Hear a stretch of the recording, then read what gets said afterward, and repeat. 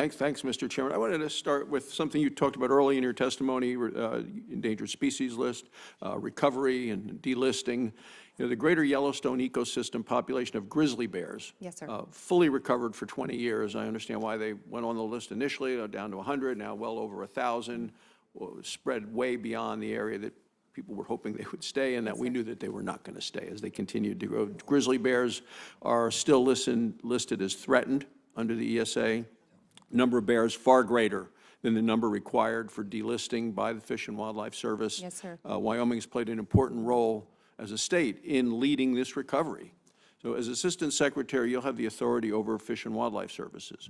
When can we expect the service to delist the grizzly bear? Thank you so much for this great question.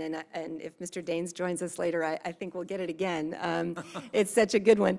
So first of all, let me agree with you, Senator Barrasso, and congratulate Wyoming and everyone who's been working on bears for all these years, that the Greater Yellowstone Ecosystem Recovery Management Area population has met its recovery criteria. You are absolutely right. It's met and exceeded its recovery criteria. And that's fantastic news. And it's not just Greater Yellowstone, by the way. It's also Northern Continental Divide has met its recovery criteria, too. So what does that tell us? It tells us bears are doing really well in important parts, and particularly in Wyoming and Montana. There is a petition before us. Wyoming has petitioned us to delist the Greater Yellowstone. They've asked us to find the population a distinct population segment, and so that is the sort of arcane part of the law that we're trying to work through. Congress has asked us to use that designation sparingly, and so, and we're also looking at our delisting criteria. So what I would say to you, Senator, is that with the ESA, it's the question is delist, list. It's also the path you take to get to that decision matters when it comes to whether or not a court will overturn it or not, or sustain it. And so it's really the path that we're working through, the path that Wyoming has asked us to follow. So I appreciate the question. And what I want to say to you is, regardless of the outcome of my nomination, I will continue to work with Wyoming on that particular issue. Great. So in August of last year, the BLM issued a draft resource management plan for the Rock Springs field office. This plan would block, severely restrict access to over 3.5 million acres of federal land in southwest Wyoming. If finalized, the plan would devastate the livelihoods of the people and the communities in my state.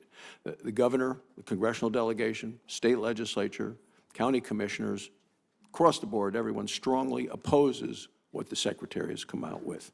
So far, the Department has done little to address any of our concerns. If confirmed, what would you do differently? Yeah, so thank you, Senator. So you're right, it's a BLM RMP process, and I'm not involved in those processes, but I am very much aware of Rock Springs. I'm very much aware of the concern in Wyoming and the engagement in Wyoming and how important it is as a plan. It covers quite a large area. You're absolutely right. I also understand and am very grateful, just on behalf of the department, for the incredibly constructive input that folks in Wyoming have provided. In particular, particularly grateful to the governor for his leadership in really facilitating that input. I have heard both the Secretary and the BLM Director say to this committee that when the final plan comes out, that we expect that input to be reflected in that final plan. If I'm confirmed, Senator, depending on where the plan is, I would welcome, if you think it's important, and if I'm invited to come to Wyoming and talk to folks about how they're feeling about the plan. Well, we'd love to have you. Well, final question. So in May, the Bureau of Land Management took steps to prohibit coal leasing in the Powder River Basin. Last year, the Powder River Basin, about 45% of all the coal mined and used in the United States. Ms. Stone Manning has said that existing leases will be able to meet our coal demand in the future. I doubt that. She's capable of assessing our future coal demand. I don't think she's capable of doing an objective decision on this. Where do you stand on future leasing? So thank you, Senator. So yes, I'm familiar with Powder River Basin, growing increasingly familiar, and in preparation for this committee hearing.